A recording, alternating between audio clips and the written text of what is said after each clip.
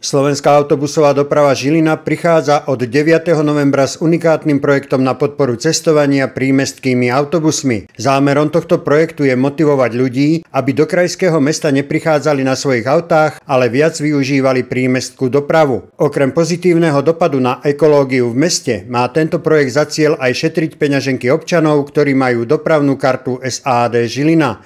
Tých je v súčasnosti takmer 100 000. Výhodou tohto projektu, ktorý je naviazaný na dopravnú kartu, ktorá sa už úspešne viac ako 3 roky používa v našom dopravnom systéme, kde cestujúci už dnes platí lacnejšie, alebo teda menej ako keby platil v hotovosti, má dosiahnutý určitý komfort, pretože tá hotovostná platba predsa je len trošku zložitejšia. Na uplatnenie jednej zľavy musí držiteľ dopravnej karty precestovať 10 jazd.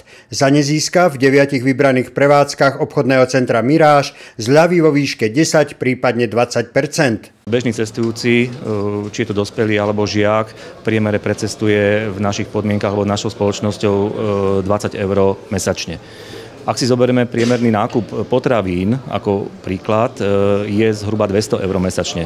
To znamená, pri poskytnutí 10% zľavy ušetrím 20 €, čo je vlastne celé cestovanie alebo celá výška cestovného za ten kalendárny mesiac. Takže keď to môžeme takýmto spôsobom nadľahčiť, tak vlastne cestujete zo sad zadarmo. Súčasťou spustenia projektu s názvom Cestujte z SAD Žilina a nakupujte lacnejšie je aj otvorenie nového klientského centra v priestoroch obchodného centra Miráž.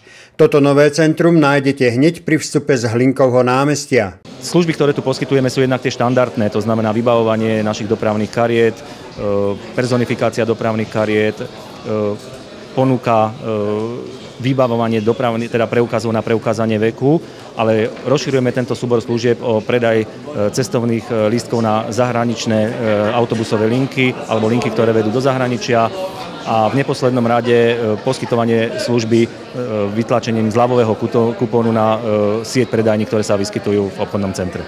Postup pri uplatnení zľav je pomerne jednoduchý. Treba prísť do klientského centra, mať pri sebe dopravnú kartu a na termináli si môžete vytlačiť zľavový kupón. Cestujúci, ktorý má precestovaný požadovaný počet jazd, to znamená minimálne 10, pristúpi k tomuto terminálu, priloží si svoju dopravnú kartu. Tu mi ukazuje počet jazd, ktoré mám v systéme, to znamená 170.